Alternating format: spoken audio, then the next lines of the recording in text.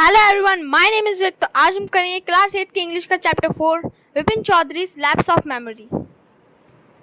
चलो, विपिन चौधरी है वो बुक खरीदने जाता है एक शॉप पर और उसे बहुत तरह की बुक पढ़ना पसंद है, लाइक गोस्ट बुक। और एक बार वो पूरी मार्केट को जानता है और उसकी जो याददाश्त है वो बहुत जल्दी खो जाती है, मतलब वो बहुत जल्दी भूल जाता है। तो ऐसे एक रांची में एक बार वो गया था, तो वो पूरी तरह से भूल चुका था कि वो रांची कभी गया भी था या नहीं गया था।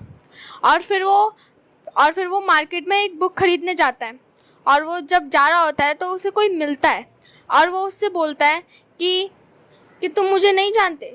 मतलब विपिन चौधरी चौंक जाता है कि मुझे कैसे जानता है। वो उसके बारे में बहुत सारी बातें भी बताता है कि तुम रांची गए थे, हम लोग रांची में मिले थे, तुम्हारे घुटने पे चोट लगी थी, मैंने तुम्हारे लिए एक वैन अरेंज भी करी थी और हम बहुत अच्छे दोस्त बन गए थे उस टाइम, और तुम्हें कुछ याद नहीं आ रहा। और वो उससे पूछा है और वो बोलता है कि ये झूठ बोल रहा है, ऐसा नहीं हो सकता।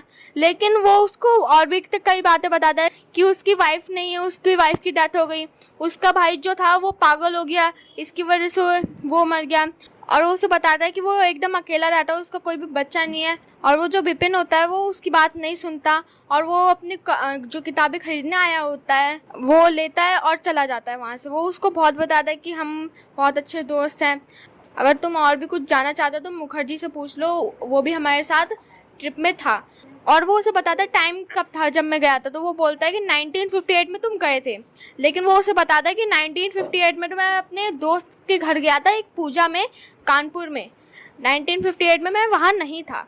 और फिर वो अपने दोस्त के पास जाता है। उसका जो दोस्त था वो जापान में रहता था, मतलब जापान में कुछ हफ्तों पहले चला गया था। और वो सोचता है कि उसे चिट्ठी भेजूँ, लेकिन उसके पास उसका एड्रेस भी नहीं था। तो लास्ट में उसने सोचा कि जो कुछ भी उसने बताया था वो क्यों ना करके देख लें। तो उसने देखा अपने पैर पर कि उसके नी पर सच में एक स्क्रैच है और वो खुद अचंभित हो गया।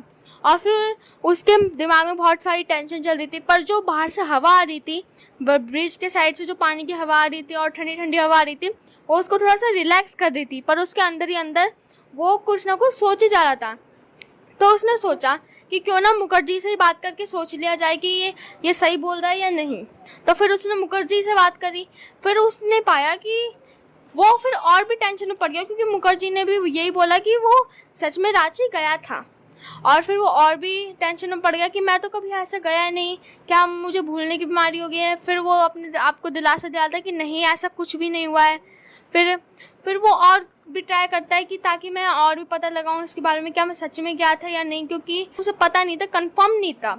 इतने लोगों ने उसे बताया लेकिन फिर भी वो मान नहीं रहा था।